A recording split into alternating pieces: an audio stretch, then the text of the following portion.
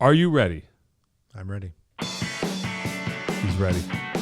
John Peckman Podcast, Connecticut Valley School of Music and Dance, beautiful downtown Portland, Connecticut. Come over the bridge, go through one set of lights, pull a Yui, park in the street. You can't miss us. Like and subscribe. You're listening on, watching, listening, smelling, sensing, touching on YouTube, whatever. Tell your friends, tell your neighbors. Have your own podcast. I don't care what you do, to be honest with you. Do it all. But we're here today. Mr. Tyger MacNeal, drummer. Right? Apparently. Yeah, well, hey. So that's what they tell me. So I've been told. A new friend, newish. So, Well, no, not really. From afar. but I don't know the story. We'll get into that. But I mean, I've known of you. Sure. You know, I mean, we have, like I said, that thing in common. Right. And then we'll get to that. Yeah. Anyway. I like when I don't know the answers beforehand, because I don't have to pretend to be interested like I do with most of my guests. Right. I actually can be interested because I don't know the answers. So, you are a drummer. Tell us what you're doing currently, where you can be seen. Okay. Well, currently, the thing you were just at, which is the Flying Monkey Grill and Bar. Yep, up on the Pike. Yeah. Mm-hmm. Every Sunday. Yep. Dave Stoltz and Mark Malucci or Mark Nomad, whatever he goes by. Sure. And Blues Trio. Yep. Straight ahead. Great scene. Yeah. Yep. Little thing, good food, Yep. comfort food. Yep. Blues. Yep. Little funk tune here and there. And Yep. Doing that. I've been doing that for 5 years, as I mentioned. Crazy. And I can't even believe it, really. Yeah, that's pretty cool. And How long have they been open? Well, that place, we were doing it at Brainerd Airport, which was the original Flying Monkey, I believe. I did not know that. Yeah. See? Which was very cool. I'm already learning stuff. So, Oh, that's cool. and then he opened that place, and there we've been there ever since. Yeah. That's So cool. I'm doing that. Yep. Been doing this thing called the Jones Factor, Oh. which is this trombone player, John Fumasoli, who writes all the tunes and does arrangements of covers. Mm-hmm. Jazz, small, big band, 10 pieces. Oh, wow. Hey, We're getting ready to do a new record, that's cool. and that's really cool. You know, so that's been super fun. Do you consider yourself a jazz player-ish? No, look, man, I was always inspired by funk and R&B, you know, growing up. So, but I like the challenge of playing jazz, and it's contemporary jazz, so it's not just ding ding ding ding ding Right. all night long. Right. It's some funk sort of stuff, fusion-y. Yeah. But That's cool. yeah, so that's been good, and a bunch of other stuff, man. I've been doing a lot of recording lately, so that's been good. Hey, that's nice. Yeah. How do you do that? Do you have a rig at your house, or you go to them, or both? I got a few studios that I've been working in. Carriage House in Stamford, Hey. which everybody knows about. Mm-hmm. Been there lately. High Top Productions in Stamford, Okay. which is very cool. Steve Hansen, great engineer and producer. Hey. And Andy Abel's actually studio. I don't know if you know Andy Abel, guitar player. Really great, Oh, yeah? killer guitar player, yeah. In Fairfield County, works in this band called Tangled Vine Oh, okay. that I used Heard to them. play with every now and then. But been doing stuff at his place. Yep. So yeah. So it's just like projects you get called in yeah, on. singer-songwriter, Yeah. that kind of thing. Yep. Which has been really fun. Yeah. So you're down in, where would you call that? The south, like you're from Fairfield County. Yeah, right. Fairfield County. That's Or they say Fairfield County. yeah. I'm not in that part. No, you're not in that part. No. You're in Fairfield County. I'm in Fairfield County. That's cool. Yeah. Yeah. Yeah, I don't know the scene down there as much. Well, it kind of goes from like there. I mean, it's like there and you go south. You went to lower Fairfield County, all those clubs. Yep. Westchester, Manhattan. That's Gotcha. kind of like the Yeah. trajectory for anybody in that. Yeah. That's cool. So where did you grow up? You grew up down there? No, I was born in Tarrytown, New York. Okay. And my folks moved to New Milford, Oh, okay. Candlewood Lake, and when I Okay. was 3 years old. So I grew up there and went out from there. Gotcha. Yeah. Gotcha. So that's where you got your start. Yeah. Yeah. How did it all begin? Well, New Milford, that's where, That's right. our friend is from. Yeah, we'll get there. Yeah, we'll get to that. So- We'll get to that. But sorry. Yeah, no, hey. So, when did you get into music? How did it start? What was the inspiration? Well, I come from a musical family. My father was a singer Okay. in the croon. Sure. I called him a swoon singer Yeah. because a crooner, and an actor in his early life. Hey. Right? Didn't pursue it full time throughout his life, but that's what he started out being. Wow. And my mom was a dancer and an artist. Hey. So, and neither did she keep doing that. Yeah. But they certainly made it possible for me to do that. So what? It wasn't unheard of. They weren't. No, like, they weren't like, oh, what? Well, when I was in college and not doing very well, Wow. I said, listen, excuse me. I said, I want to rock. yeah, music is it, and there was no problem to make that transition, really. Hey, that's cool. So That's all right. and his father, not my father's father, Well. my father's great uncle, Okay. and my great uncle is Cab Calloway, the big great band. Are you serious? Yeah, yeah. So my point is not to brag, but to bring it into like there was always a musical presence, and the idea that you could do that was well supported. Wow. Because of all that. Those Say that things, again. My great uncle, my father's uncle. Yep. Cab Calloway. Yeah. Wow. Yeah. That's amazing. His father's sister was his wife. That makes sense, yeah. That's so cool. So we would go to parties at his house, blah blah blah. But anyway, my point is there was a history of being able to do it. It was like, okay, kiddo. You can, right, you want to, okay. Yeah. So. Why drums? I don't know, man. I mean, it was a natural thing. It was a very cliche kind of thing. Pencils and pots and pans, which was true. And you have brothers and sisters that are musical? Sister, no. Okay. So you were the one. I was, yeah. But, I mean, like yourself, there's something led you to. Yeah, who knows what. Want to hit things for a living. Yeah, well, yeah. Yeah. So you started off with all of that, and they were like, oh, I think he's got something. Yeah, I guess. Yeah. I got my first drum set at 8. Hey, and then from there, my sister was listening to Joe Cocker in Chicago and James Brown, and that's kind of where I started playing along to records. Yep, that's cool. Older sister. Yes. Yeah. Yeah, that can be key. Yeah. I had an older sister. Records were cooler than mine. Yeah, way cooler. Yeah, kind of. That helps. Yeah. Wow. That's pretty wild. So drum set at 8. Yep. School's already going downhill. Maybe. At 8? Yeah. Probably. I don't even remember. I don't remember. Yeah. Well, I knew that was way more fun than even playing with my friends, Sure. And Yeah. at that point, I was like, wow. Yeah, definitely. I'm just going to play the drums. What was your first kit? It was a 3-piece Ludwig. Yeah. Oh, hey. Marine Pearl, of course. Yeah. No headless 12-inch rack. Yeah. 20-inch kick. Yeah. No head on the front. Yeah. And a Ludwig standard snare. Sure. Hi-hat and one cymbal. Yeah. Yeah. That was it. Yeah. Me too. Yeah. Something like that. What was your? It probably something similar. I don't remember. Yeah. Yeah. Yeah. One tom, or whatever. Right. And then stupidly, my parents were like, got me something out of J.C. Penney, and threw those out. Oh. You know what I mean? Like nobody knew. Just these are better. Yeah. Yeah. Sure. Yeah. So yeah. I wish Well, I had hence, that. the whole groove, for me. Yeah.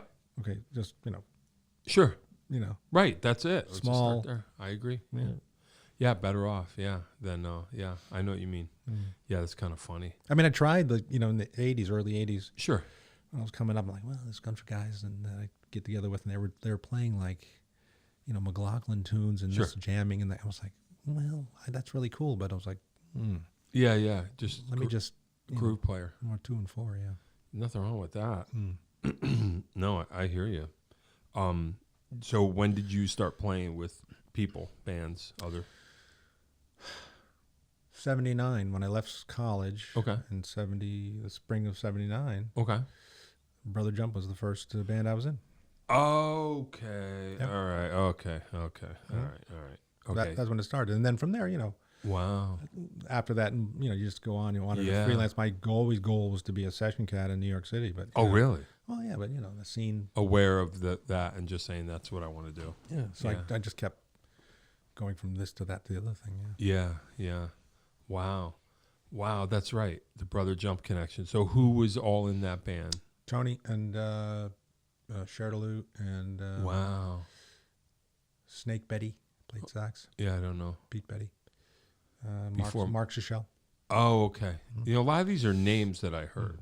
I would hear about Shirley. I don't think I ever met him. So, yeah, Mark Shishel, I might have met, but these are names that were in the legend before I, you know, made your journey in. Mark, yeah. Sure. Wow, and that's it.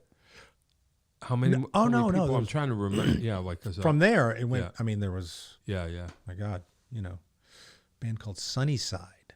Okay. Out of New Haven, I think I remember. No, I mean, I'm sorry. I meant, is that all that was in Brother John? Oh, I'm sorry. Yeah, no, I'm just now you got me thinking about the names that I used to hear about. Jerry Gerst. Oh yeah, sure. Yep. Bo or no? I didn't do the Bo Ogden phase or the trombone. Paul Riley, all that. Yeah. Yeah, no, I wasn't. Came after. That was way. I was there 79, a long time Okay. ago. 79 to 80. And how did you get involved with Tony? How did you hear about it? That's a good question. I'm hard pressed to remember that exactly. Yeah. I don't know. Just happens. You know, I was out there hustling. Whatever. Marbledale Pub. That scene. Man. Yeah. Oof. Wow. Yeah. What a scene. That's what they say. I never. I only saw. I mean, I played there a couple times with other bands, and I would hear about, you know, Brother Jump and then K-Man, and I used to go see K-Man when they were still at the pub. So I kind of saw it. Yeah. And then I joined, and we went to the Hayloft.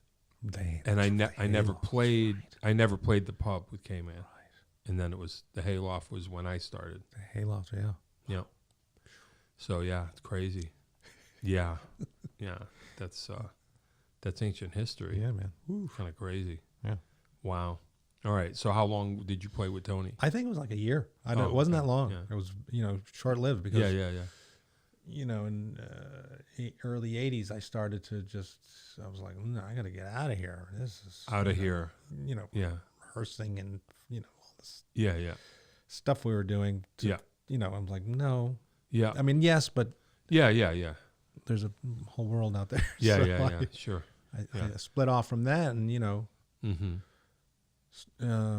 started hanging out with Dave Anderson, the mighty Dave Anderson, the bass player. Yep. And he was very instrumental in the mid 80s. He got me on a cruise ship gig that was really killer. But we played together on and off Lang City lounges in the early 80s. I don't know what's that all about. It's like, 6:45s a night. Oh wow. And it's like from 6 to 12 or sometimes, I remember doing the graveyard shift 12 to 6 in the morning. Wow. So you're doing shows. Yeah, you're getting the experience, that's for sure. But you're 20 years, right. 20, whatever, let's go. Yeah, let's do this. Yeah. Wow. And then from that, Dave got a cruise ship gig. Okay. He got me on that. Hey. And the cool thing about that was it was you got to play with, sort of once greats. Okay. So you're like the house band or whatever, that kind of So you were able to build a resume. And that was my goal. I see. It was a 6-month stint. I said, I'm going to go for 6 months.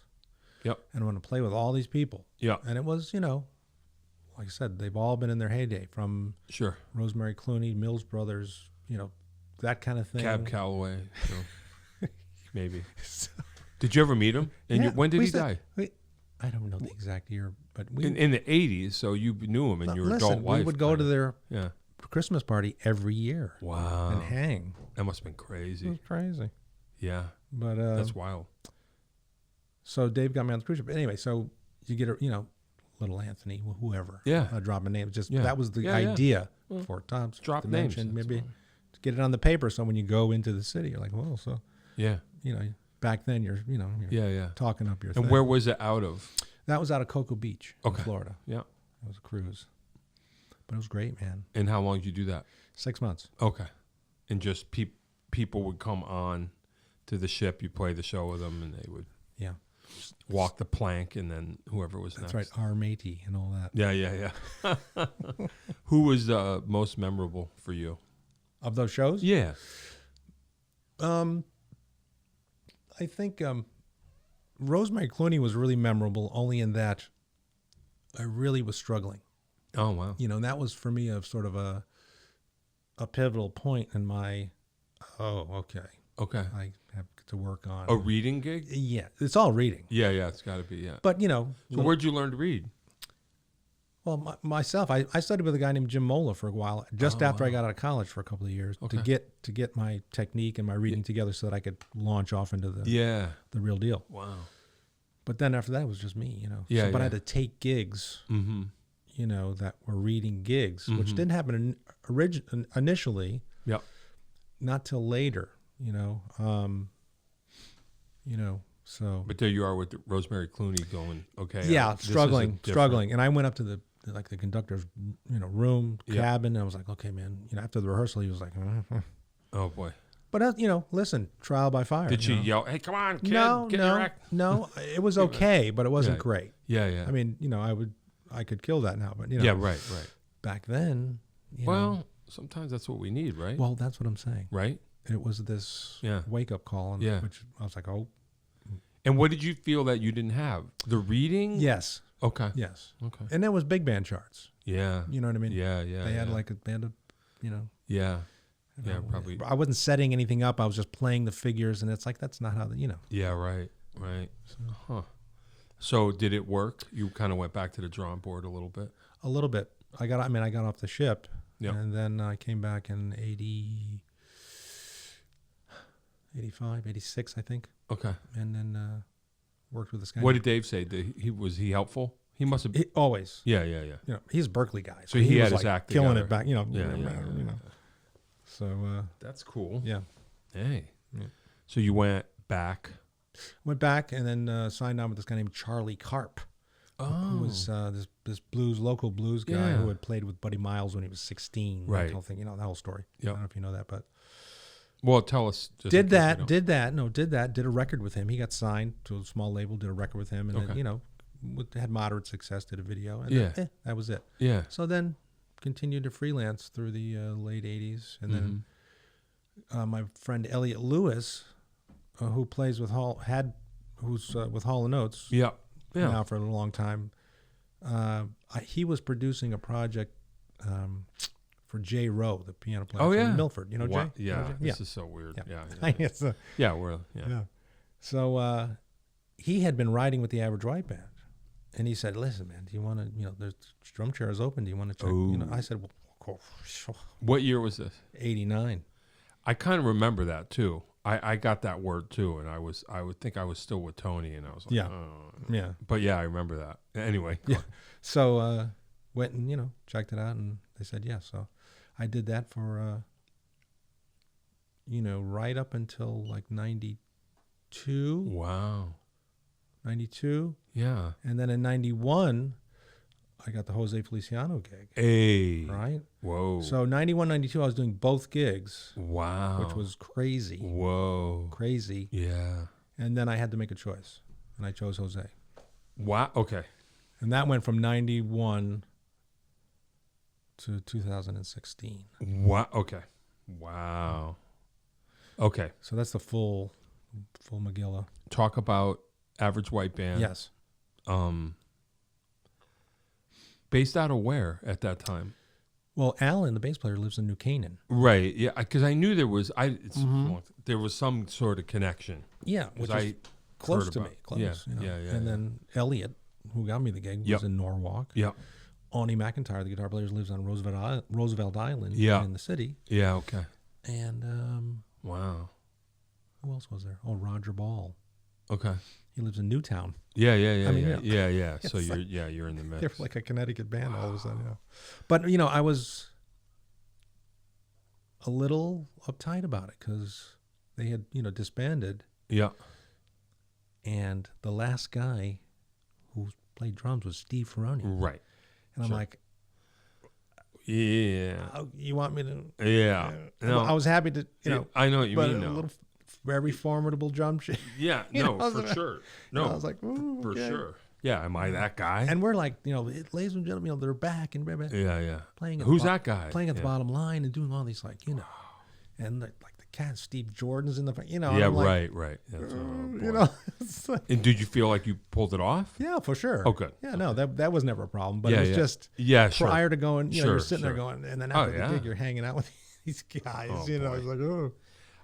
I have this thing about I mean, I just say this to be Yeah. you know, a jerk or whatever. No. But I gotta tell you, I mean, just like anybody, obviously grew up with it, but Yeah. I would choose Average White Band over Tower of Power sometimes. Would you? There's something about the Yeah. wide open that it's probably not correct, but the way I think about it, when I think Tower of Power, I think 16th notes. Right. When I think Average White Band, I think 8th notes. Yes. Right? I would say yes. Okay. Yeah. And I just like 8th notes better. Yeah. There's fewer of them. Yeah. Less effort. Whatever. I know. I get There's something about it. Yeah. Sure. Like Schoolboy Crush. Yes. You just can't. You Yes. either can make that feel good or not. Right. Whereas Tower, sometimes I feel like, sure, you can slot all the notes in. Right.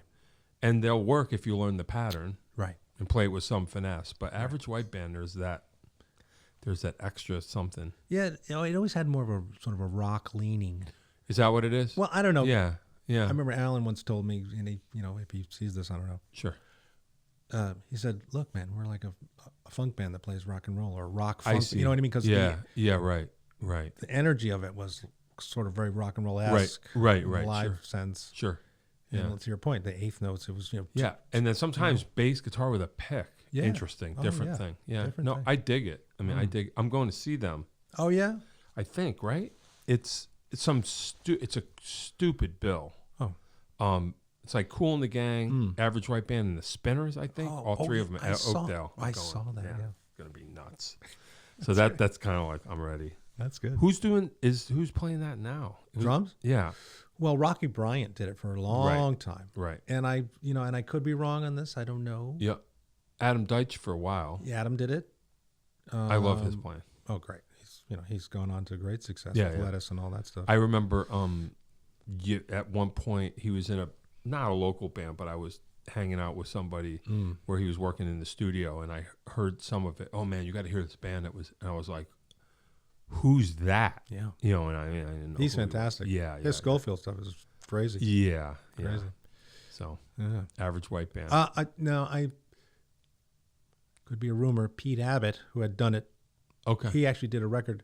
I'm the only drummer that didn't do a record with him, by the way. Oh, bummer. I did. Sorry. We were in the studio in Bronxville, and we had done like 4 or 5 tracks, and then they had some legal stuff that happened that prevented completing the record. But Oh, that sucks. no, that's okay. But I think I heard Pete's doing it. I don't know for sure. Yeah. I could be yeah. wrong. Well, whatever. Yeah. But that must have been. Oh. You must have been like, okay, now I'm in the. It I mean, was- that's a cool gig. No, it was Now here's crazy. the question though. Yeah. Did Average White Band care that you played with Rosemary Clooney? No. Yeah, right. So Well, that was more like for I know. freelancing. Why not? Session guy Well, thing. why not have it? Like I That's said, you have all. it on the resume. Yeah. But it's just funny. Then you stumble into the Average White Band. No, they didn't and care. Kill it. Yeah. either you're doing that or you're not. It's not like, Yeah, that's exciting. Yeah. That's cool. And then you say, what? then Jose. Then Jose. How'd that happen? So I'm on the road with AWB at this point. I come home and the bass player locally. And how heavy was their schedule? It was like you're in AWB. Yeah, I like- was in. It wasn't overly heavy. Okay. It was heavy enough for me to, certainly make it a priority. Yeah. They had more gigs than, Yeah. Did you feel? This is a stupid question because I can't imagine. Did you feel like, oh, hey, I made it? Like, did you No, have no. that feeling, or No, it's no. just another gig? yeah, Okay. not in a bad way. Right. But I felt it was a good move Yeah. to, bolster my credibility Mm-hmm. on the scene, Sure. like any of Sure. us Sure. who do, gigs so they go, oh, Yeah. Average White Band. Yeah. You know, I've ju- heard of them. yeah. Or whoever, Yeah. I know you say you play with the Beehive, Yeah. Sure. with the, Yeah, Christine. yeah. But that's important, Yeah. to us. Sure. So that's, meanwhile, I couldn't believe, it's like, what? Mm. So That's exciting. it was an amazing time. It was an amazing time. Yep. And then how did Jose happen? I was off the road and had a jam session and he had moved to Weston, Connecticut, which is down the road from me. Yeah. And he was coming there like every Wednesday night to jam. Oh, wow. And the bass player on that said, "Listen, man, you got to come down." Yeah. Jose moved to town. Wow. He said, "I moved down." Really? Oh. He wants to put something together. I went, "Oh, really? Okay, I'll come down." So I went down. We played a Cream tune, a Hendrix tune. Whoa. And another rock tune. I don't know what it was. Light My Fire. I'm just throwing it. I'm just making a guess. I know. So then he said, "You want to do some gigs?" Hey, just like that. No. I said, Wow. "Sure." He goes, "Well, what are you doing?" I said, "Well, I told him what I was doing." He goes, "You have a passport?" I said, "Of course I do." "Yeah, sure." He said, "Great. Let's do some gigs." I went, "Okay." Just like that. That was it. Wow. Isn't that crazy? Who else was other drummers hanging around? Or you just happened to be in the seat when he was ready to jam? There was another drummer there who had been going to the jam sessions and, who was great. Sure. I still know the guy, not well, but, he just picked the wrong day. well, the to not bass be- player, we had been working together a lot. He said, "Listen, Right. Get your ass. here. yeah, get over here Yeah, because, yeah. the chair is open." Gotcha. So I went and closed the chair. Wow. So- Hey, man. And that was, 25 years. Wow. Gee whiz. So what was that like? Amazing, man. Yeah. Yeah. Yeah. Saw the world many times over. Crazy. Gee whiz. Crazy. Yeah. In a good way. Yeah. Right. Yeah. I don't know the chair that well. What was the learning curve? Like, were you ready for it stylistically? I don't know Yes. what the gig is. Yes, I Okay. was. Because, Okay. freelancing and, having a very strong sort of involvement in weddings and Yeah, parties. yeah, And, sure. you're playing all styles all the I time. gotcha. And, doing my own due diligence in terms of studying and learning different styles. So, and his gig, is basically a pop gig. Okay. There's Yeah. some salsa, a little Mhm, bit, mhm. a little bit, and some boleros, which are ballads, Yep. but it's predominantly, pop tunes. Wow. So it's kind of 2 and 4. Yeah. So I didn't have to really, Yeah. it It wasn't. wasn't like a super Latin gig, Oh, okay. Where you gotta- Yeah, that's what I'm No, but you imagining. had to, know how to play that flavor when it came up. And you so- were good. You were ready. You were like, okay, I kind of got Absolutely. this. Yeah. No, yeah. There Was he help? He must have been help. Was he helpful? 5 times in 25 years he told me what to play. Really? Maybe. Wow. Yeah. And what would you say? Because I mean, salsa is a broad term. Well, he had one tune Yeah. that was like a salsa groove. Yeah. And for drum set, it was basically the groove that's called a songo. Yeah. Right. So it was that Yeah. Okay. in that sort of salsa feel. So that's what you. But that was it Yeah. Yeah. for that. Yeah. That was the only time there was like this super, Hey. you So he just was like, okay, sounds good. know. Sound like you know what you're doing. Yeah. Hey. No. And you knew to put the songo in there. You're just like, okay, Yeah. this is like the Yeah. the all-purpose kind of. Yeah. Wow. Yeah. That's cool. That's really cool. Yeah. So And so where do you?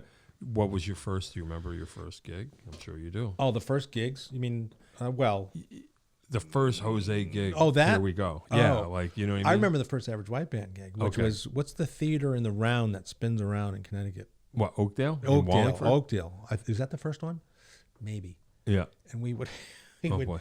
introduce and we'd run down the hall, run Sure. down the aisleway, Sure. I remember that. Yeah, I'll never yeah. forget that. Jose's first gig, I don't quite remember now. Okay. No, not quite. All But right. I do have to, it's happened, so I'll be right back. Oh boy. Hey. All right. Wait. Unplug yourself. All right. We'll be back, kids. Hold on. Hang in there. Sorry. That's all right. Okay, we're back. This is kind of part 2. All right. The first Jose gig. You're Yes. saying you don't remember. Well, I remember the earlier gigs, and the earlier gigs for the first year and a half Yeah. were trio gigs, Oh, bass, wow. guitar, and drums. Ooh. And Wow. I remember that, That's heavy. yeah, it was, it was a trio. Yeah, a year yeah. and a half. Wow. So, which was cool for me because there's a lot of room to be very Yeah. It wasn't like wow. And later on, the band, the bigger band, was six or seven or whatever. Okay. 2 keyboards. Yeah. Percussion. But this was really cool because, but I remember doing double bills with playing bigger venues. Sergio Mendes, Gato Barbieri, Ruben Blades. Yeah. You know, like doing some really cool, larger venues. Yeah. Because there's 2 acts kind of thing. Mm-hmm. So that was really cool. Those are the early days. And then he brought back percussion and keyboard, and they brought the second keyboard back. So it was 2 keyboards, percussion, bass, drums. Yeah. Him. So now it's more of a bigger show. Yeah. Why? It just... Well, he was doing records. records. Just does whatever he wants, you know, and he just, I'm going to do this now. That and, you know, he had done some records. I did 4 records with him over the years, but he did many more than that because he was kind of a producer's artist. You know, he got us involved when he could. Yeah. But the producer would be like, no, L.A., I'm going to use my guys. Oh, or, sure. Columbia, I'm going to use my guys. You know, whatever, you know. Yeah. So... But you wound up on some stuff. I wound up on quite a bit of stuff. Hey, that's cool. Yeah. That's nice. So that was good. Yeah. And you did that for how long? 25 years. Wow. And that's a full-time gig? Full. Well, okay. So that's you're in.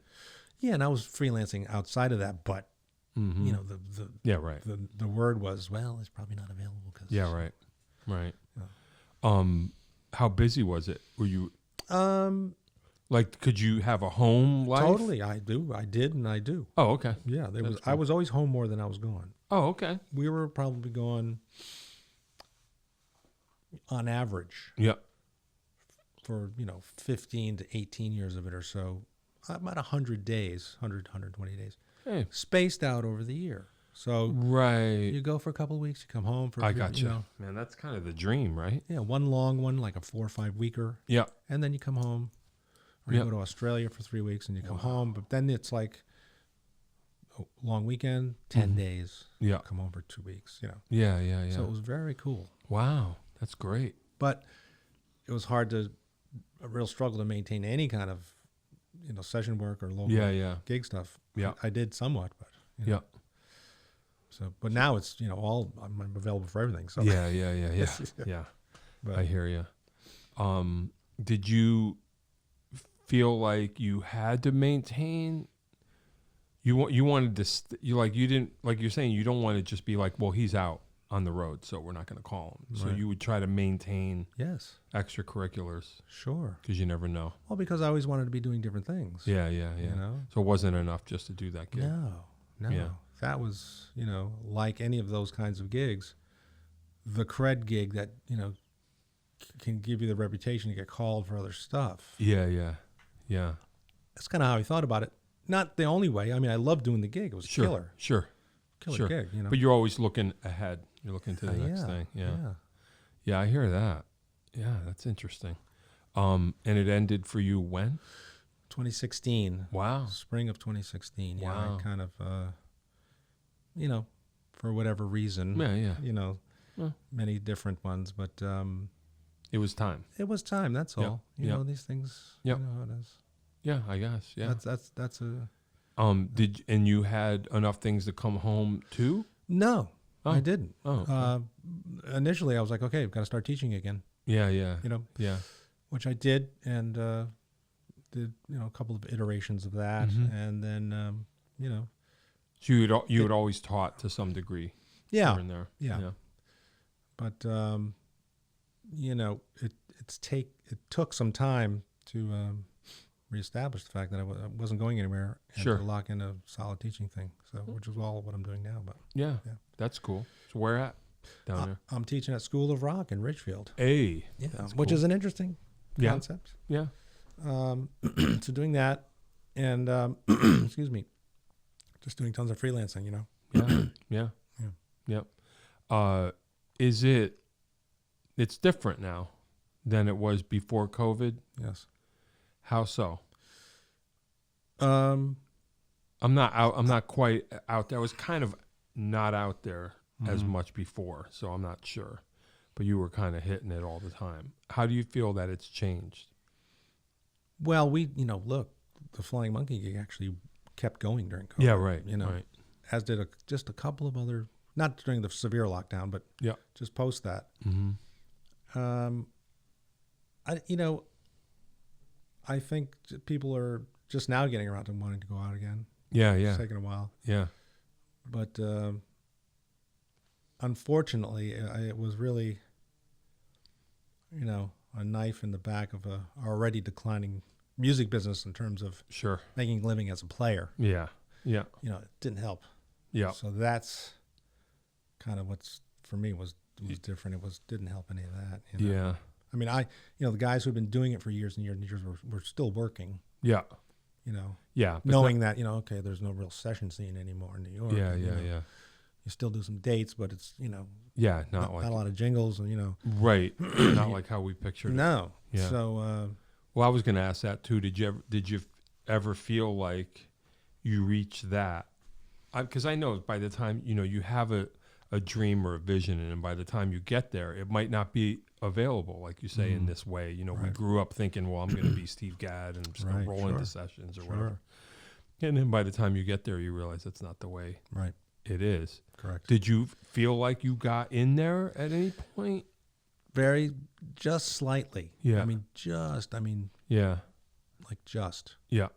But not, then it was just. Does it matter? I mean, now you're just living life. So yeah, no, it's like matter. It's a dream. At least it gets you focused and moving towards something. It doesn't matter. Yeah. I don't feel like I missed anything necessarily. Yeah. Yeah. Yeah. So the dream, it doesn't end up like you picture it when you're too young to understand what things might be anyway. Yeah.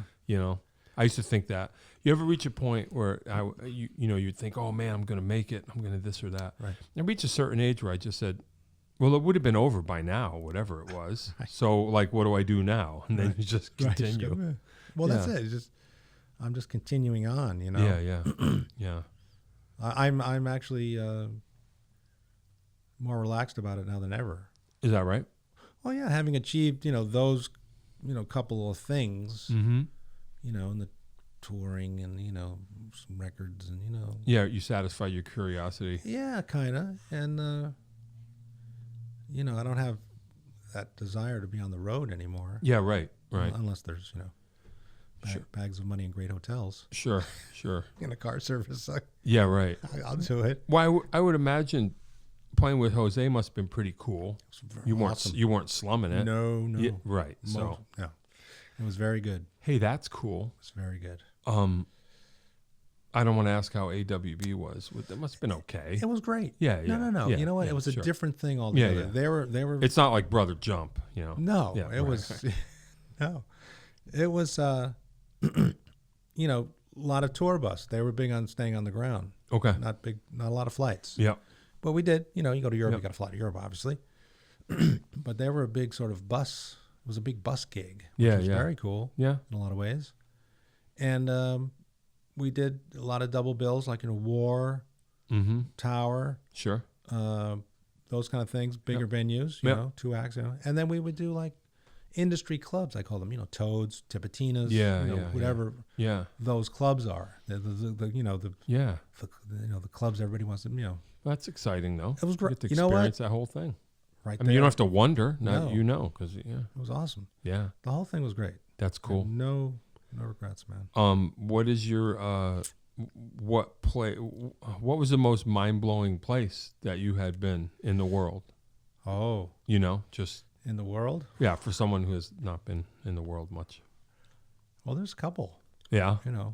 Singapore is great. Oh, yeah. Singapore is one of my favorites. That's just a word to me. I've heard that word before. I have no association. It's a crazy place. The melting pot over there is so different. Okay. Yeah, in terms of where people are coming from to be in Southeast Asia. I see. Yeah. It's like, oh, okay. Yeah, okay. And that was cool. Australia, great. Yeah.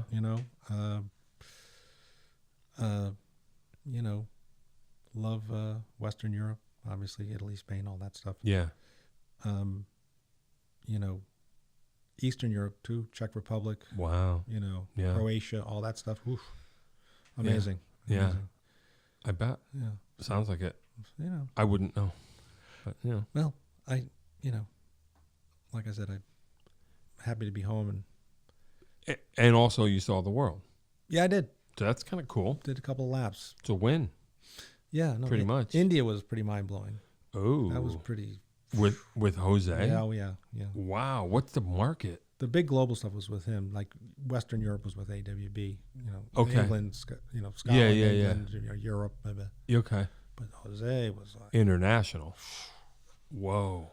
he would have hits in like Poland and Russia, and like we go there and there'd be a hit. Wow. That he had in like all these different places. Wow. Incredible. That's crazy. Incredible. India, where? Yeah. In India? We went to Goa, Chennai, Mumbai. Wow. Delhi. So they love him everywhere. Everywhere. He can go anywhere. Anywhere. Wow. That must have been crazy. It was crazy. What was that like? It was just crazy.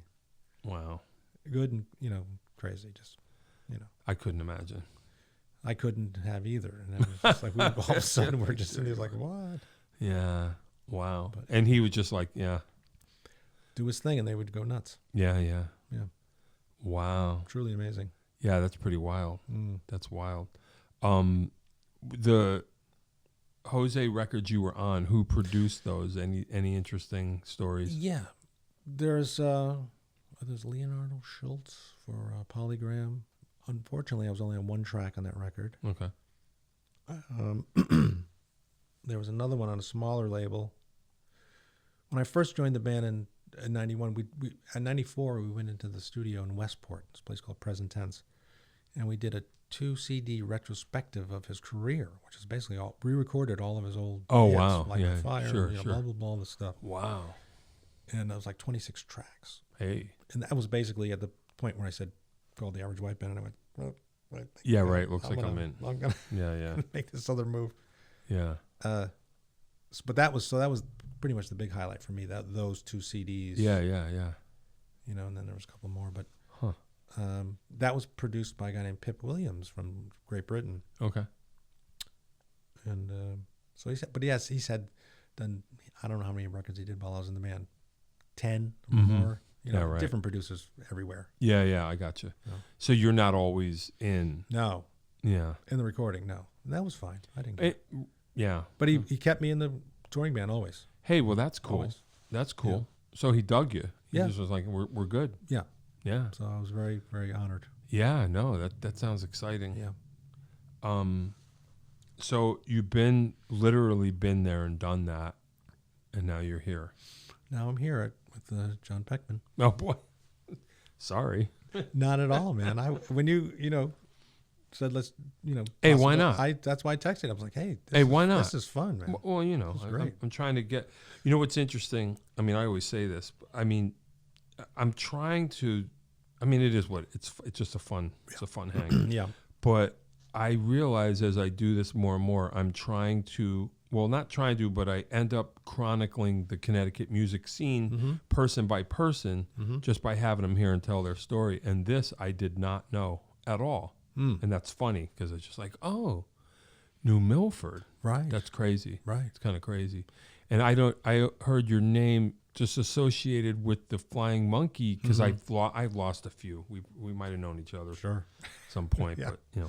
but so yeah, that's interesting just to know that whole thing. That's kind of wild. The backstory. Well, you know what? Hey, it wouldn't have been told. I mean, somebody knew it. Yeah, and but now it's here. Yeah, so I mean, I've never been sort of tooting my own horn kind of guy. Why not? But this is fun. It'll exist this will exist. Yeah. Long after we're gone. Yeah. To get your story together. That's cool. No, it's great. So you have the world's coolest name, Tyger MacNeal. How did that happen? Well, is it too late for me? How does that happen?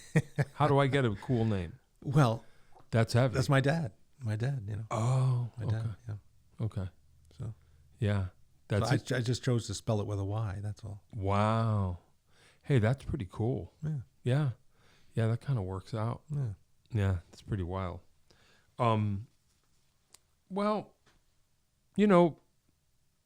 what else you want to? Is there anything? I have like kind of wrap up questions that get us close, but I just want to. Is there anything that you want to address or talk about generally? Not so much. I mean, Do you feel that you've told your story? yeah, pretty much. Yeah. Yeah. I mean, there's all the other stuff I can't really say. Right. And what's next? Just you're cool. You're just More of the same, man. just I'm just going doing to it. teach. Yep. And I'm looking forward to these new projects I'm doing. Yeah. That are more on the sort of creative end, less sort of pop oriented. Sure. And working with these different couple little producers I'm working with right now. Yeah. And Some different bags, different things going on. yeah, man, and not just being home every night. Yeah. And not really traveling. And I'm okay with all that. Yeah, right. Well, you would have it would have come to a screeching halt anyway. Right. In 2020. Right. So I guess you got to kind of get your home life together. Yeah. So now it's busy, Yeah. But it took, Oh yeah. it took a few years to really get it happening. Yeah, I hear that. How did you meet Mark and Dave? Those guys. I met Dave through Grayson Hugh. Oh yeah. Sure. And I've been doing Grayson's gig, and he kind of subbed it. Oh, He subbed on it.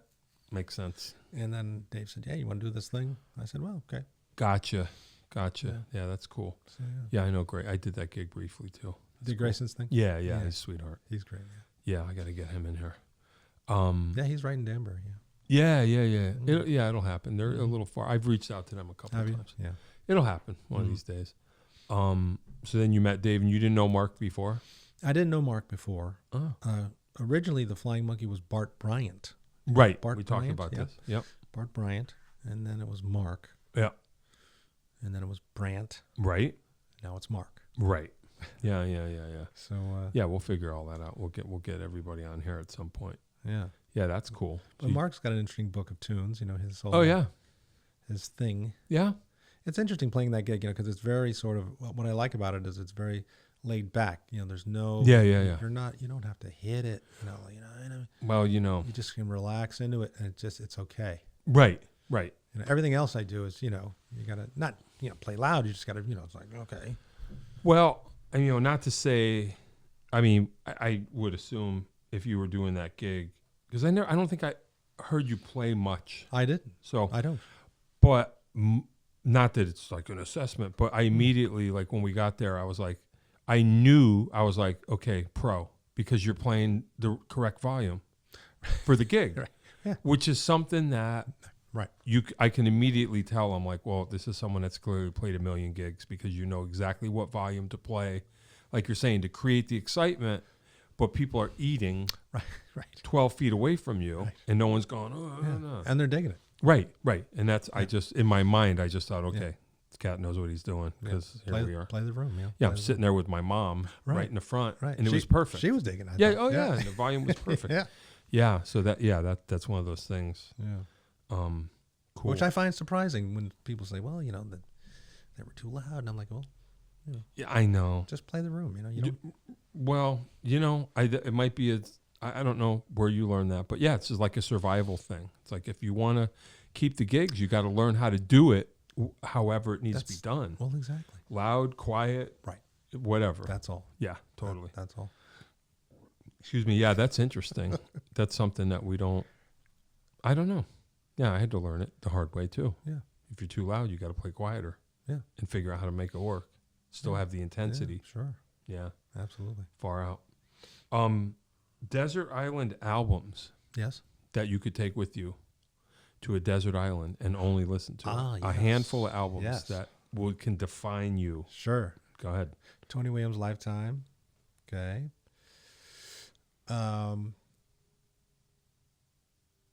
Probably Heavy Weather. Okay. Weather Report.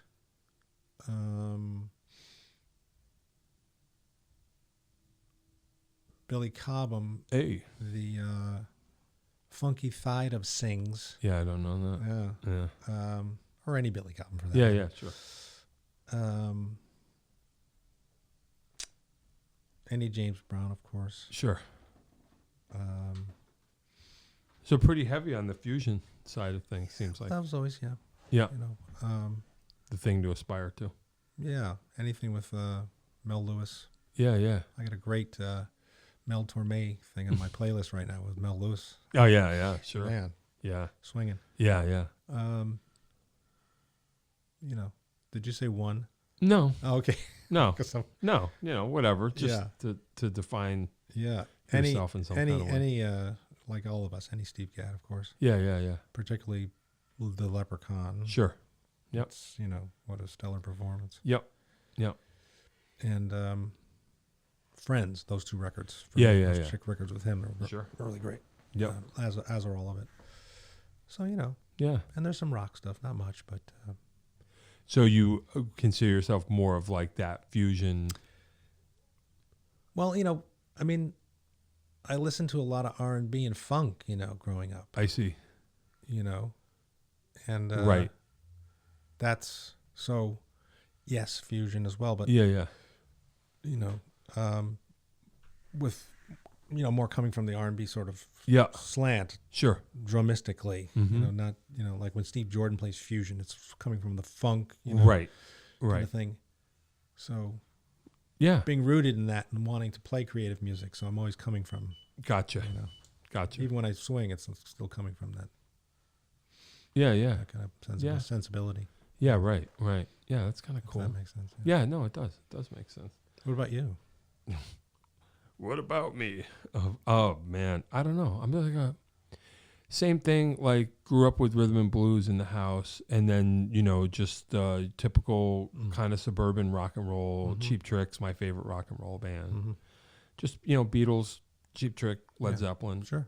And then from there, James Brown. Yeah. Obviously, all that stuff. Sure. Never a heavy jazz player. Not really. But yeah, just, groove, anything groove, very heavy. Yeah. Well, I had that whole connection to jazz and big band, in my family. Right. So right. In the back of my mind, even while being influenced by mostly funk and R&B, there was always this desire to want to incorporate that somehow. I see. Yeah. Because that's what's in your thing. Yeah. My first thing, it was just Beatles. That was the first thing that I noticed that I locked into. So for me, it's like, it just groove and the song. And that's it. Yeah. Like to get me to kind of stretch out and improv, I can do it, but that's not where my head is at. My thing is like, what's the song structure? Sure. I'm like a song player because like you're saying, your first thing was kind of the jazz thing. That was in your mind. Mine was just, lay it down and play the song. Right. That's kind of where I start from. And then it goes out from there. So it's kind of. Well, because in my early, my youth, I was listening to Chicago. Yeah, right. Danny Serafin. Sure. He was, a jazz player playing pop music. Right. So there was all this stuff. Yeah. You know what I mean? So again, the family jazz thing, I sort of connect like, oh, wow. Yeah. He's actually grooving, but yet he's playing some stuff. It's cool. So anyway. Yeah, no, it's beautiful. Yep. Desert island food. Oh, creme brulee. Whoa, hey. That's the only dessert I eat, really. I don't have a sweet tooth. Cape Cod chips. Hey. Wow, that's a weird one. No. That's funny.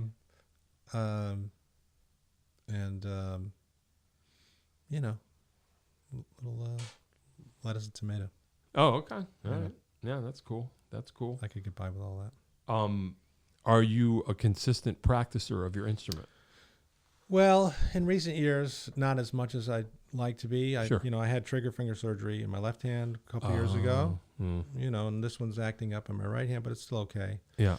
So I tend to. Did it work, the surgery? Yeah, it was great. Okay. I tend to try and limit my involvement, Yeah.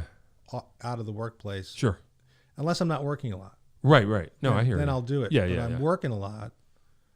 I'm playing a lot. Yeah, so you're good. I can still. Yeah.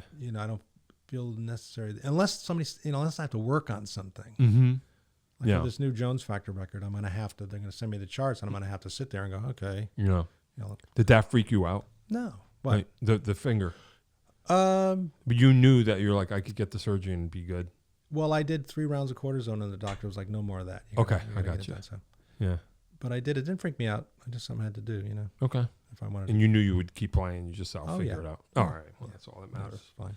That's cool. Yeah. Is there any show that you've seen that comes to mind that you've seen that you just said, this is what I want to do. This changed me. Any show that you've seen concert? Is there anything that comes to mind? Yes. The reason I decided to go full time was I was in college, not doing well, having a great time, by the way. But, studying what? Well, everything was what I was supposed to be. Oh boy. Psychology was my major. Oh boy. Where? Western New England College. Okay. Anyway, and I went to an Al Dro concert. Hey. And I just, for some reason or another, Whoops. I was watching Joe Carrero, who Jose's percussionist, was very good friends, and I've still never met him. I do want to meet him because he's one of my earliest influences. It was him and Dave Samuels and Tom Canning, and I forgot who was playing bass. But I said, you know what? I could do that. Wow. Just like that in my head. I said that to myself. Not in an egotistical kind of way. Yeah, but you said this is... Something just sort of came together. You know, I said, wow. Hey, that's cool. And that was that. Hey. So there is an answer. Yeah, so, that's pretty cool. Wow. You know, so, but I mean, it's been interesting, man. You know, not over yet. The only thing that was really, you know, strange for me was doing Broadway. That was strange. Oh, well, talk about that. Just Mamma Mia. I did Mamma Mia for a while. Oh wow. Hey. And that world is so different. You know, it's very exact, same every time. And, you know, it has to be right on because the actors need their... Yeah, sure. So that was an adjustment. Wow. You know, doing that kind of thing. And where'd you do that? In Manhattan. Wow. On Broadway, yeah. Wow. But it was... That's heavy. It was. How long did you do that? It was my chair. I subbed. But still. Yeah. I was in there, you know, 3-4 times a month for 6 years. Wow. Yeah. That's heavy. Yeah, it was the hot... I would have been freaked out. I was... couple times, but not much. Your mom must have been proud. Yeah, sure. My folks, they came. That's exciting. They came and didn't see me. Wow, how'd you get that gig? My stepsister was the conductor, and the bass player Paul Adamy, who was New York legend. Yeah, I'd known him for years, and we actually played a party together, corporate party together one time, and he just all of a sudden, like 2 days later, I got this email saying, "Whoa, do you want to sub for Ray? Ray Marchica." Hey. And I said, and I was a little freaked out because I had never, that wasn't even a thought of mine to go do Broadway. Never. That's crazy. But I knew that my stepsister, my mom's husband's daughter, she was big time in, Broadway. And you just looked at that book and was like, whoa. So it was a combination of things, I think. Her and him recommending me. Yeah, that's exciting. But that's the only Broadway work and you nailed it. Yeah, for the most part. I mean, I hung myself out to dry a couple of times, but it's, but it was, but not, you only get a couple shots. You can do that. They'll give you a pass or two. Right. But this is Broadway. That's it. Wow. Yeah, that's it. I would be scared. I was nervous a lot, but what am I going to say? No. Yeah. Right. I mean, right. Well, it's not coming around. Right. And this is an experience like New York City. Here we go. Well, the whole thing. So, wow. Yeah. Hey, man, that's heavy. Yeah, that's pretty cool. Wow. What a story. Yeah. Hey, well, I guess you kind of did it, right? Do you feel like you did it? You did all that. Like you say, you have a thing and then you add it all up. You just go. Yeah. You got paid to travel the world, play Broadway. What else? Yeah. Yeah. Kind of. I feel like if I just keep doing what I'm doing now, totally fine. Yeah. Totally fine. And the resume helped, or no? Initially, yeah. Kinda. Initially, yeah. Of course. Imagine that you build your resume for years, and then it just your sister's brother is the thing, and then whoops. Hey man, but it all helps though, right? Every experience though prepares you for anything else, right? That's right. Yes. Yeah. So I'm eternally grateful and humbled, and that people have asked me to play with them because there's a lot of guys out there. Well, and I just. I'm just grateful for people can even calling me these days. Hey, it's been nice. Tyger MacNeal, call him. Right? Sure. Yeah. All right. Well, you know what? Are you good? I'm good. All right, we can go. I'm going to press the button. Thanks, John. Oh yeah, of course. Yeah. No, I'm glad we hooked this up because I've seen you around, and I was like, we're going to hook this up, and then here it just happened. Yeah. It happened. Tyger MacNeal was here, drummer. Hey. John Peckman Podcast, Connecticut Valley School of Music and Dance. Come over to the bridge, go through on satellites, pull a Iommi. park in the street. Tyger MacNeal was here at the Flying Monkey up on the Pike. Is it Newington or Hartford technically? Up on the Pike. Go, it's nice. I brought my mom on a Sunday. It's wonderful. Dave Stoltz and Mark Malucci, Tyger MacNeal on drums. Check it out. All right, thanks for coming. Drive safe. I appreciate it. Okay. That is all. If you'd like to start your own podcast, give us a call at Connecticut Valley School of Music and Dance. Our professionally designed podcast space is here for all your recording needs. Rent out our studio to do interviews with up to 4 people, to record audiobooks, social media content, and all other recorded material. Our rentals include a private studio along with our professional-grade podcasting equipment, and we can customize your output to whatever your needs are. We also have green screen capabilities, which will expand to video capability if you so wish. So check us out here at convalley.net/podcast.